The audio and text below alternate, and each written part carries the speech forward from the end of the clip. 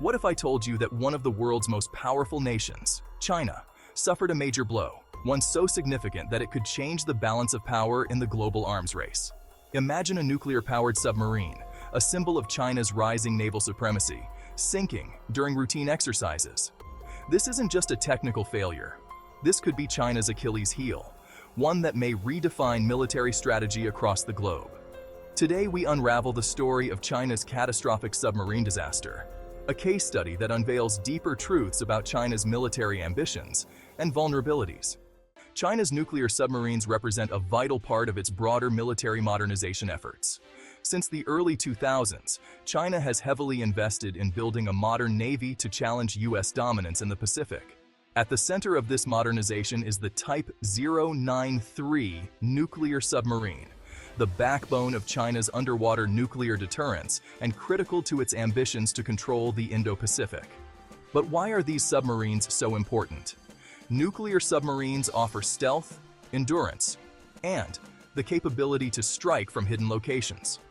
China has heavily relied on these to extend its military reach.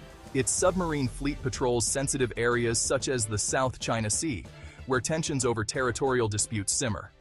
But in August 2024, one of these prized nuclear submarines sank under mysterious circumstances. How could something like this happen to one of the world's most secretive and well-funded naval forces? Reports suggest that during routine operations, the submarine encountered a mechanical failure that led to the tragedy. The suspected cause? A malfunction in the vessel's oxygen filtration system, crucial for keeping the crew alive during extended underwater missions. But here's where the intrigue deepens. China's military is notorious for its tight control over information, and details of this event were slow to emerge. Some military analysts argue that this mechanical failure could be just the tip of the iceberg, exposing larger systemic problems in China's military hardware and engineering practices. There's also the question of secrecy. If China was able to contain information for so long, could it also be hiding more serious weaknesses in its defense infrastructure? Could this accident expose vulnerabilities not only in their submarine fleet, but also in their broader military capabilities? This incident draws eerie parallels to the Cold War, when submarine accidents between the United States and Soviet Union reshaped military strategies in both nations. China, much like the former Soviet Union, is rapidly modernizing its military. But with speed comes risk.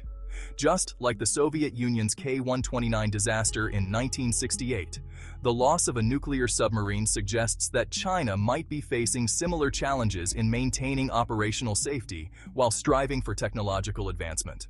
But here's the crucial question. Will China follow the Soviet pattern of technological ambition undermined by internal weaknesses, or will it learn from this incident and adjust its military approach? This submarine disaster could have far-reaching consequences. China has been aggressively expanding its military presence in the Indo-Pacific, with a focus on strategic waterways like the South China Sea and Taiwan Strait. These areas are flashpoints, and a functioning submarine fleet is essential for China to maintain its naval dominance there. But the loss of a critical piece of naval hardware is more than just a number. It might delay China's modernization efforts. Building and maintaining nuclear submarines is an expensive, complex process. The loss of this submarine could delay China's plans to challenge U.S. naval power in the Pacific, giving the U.S. and its allies more time to strengthen their positions. It might also reveal technical vulnerabilities.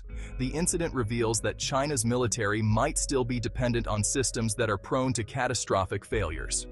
This could prompt its regional rivals to reassess the true strength of China's growing military presence, and it might alter the global strategic balance. For U.S. allies like Japan, Australia, and India, this incident may provide an opportunity to deepen military cooperation in the face of a weakened China. The sinking of the submarine suggests that Beijing's military dominance might not be as inevitable as some feared. The sinking of China's nuclear submarine isn't just a regional problem. It could reshape the global arms race. Here's how. For the U.S. and its allies. The United States has long been concerned about China's rising naval power, particularly in the Pacific, where U.S. forces have dominated for decades. This incident could allow the U.S. and its allies to regroup, build alliances, and improve their own naval technologies, giving them a strategic edge. For global powers, The submarine sinking also raises questions about China's reliability as a military superpower. If Beijing struggles to maintain its fleet, what does this mean for its broader ambitions, such as military operations in the Arctic, Africa, and South America? Could it be that China's rapid military expansion is already outpacing its ability to manage these sophisticated systems? This disaster presents China with a crucial lesson. Rapid modernization must be paired with quality control. China has focused on matching and exceeding the military capabilities of the US by rapidly building a fleet of nuclear submarines, aircraft carriers, and advanced missiles. But the sinking of one of its most prized assets suggests that it may be cutting corners. China now faces a decision. Will it prioritize safety and reliability, slowing down its military advancements to ensure that its forces are capable of operating under the most challenging conditions? Or will it continue on its current trajectory, potentially risking more disasters? As we step back from this shocking incident, the key question remains. Can China recover from this submarine disaster, or does this signal a deeper, more systemic problem with its military modernization efforts? While China is undoubtedly a rising global power, incidents like this reveal the vulnerabilities that lie beneath its seemingly unstoppable growth. What do you think? Is this just a minor setback for China?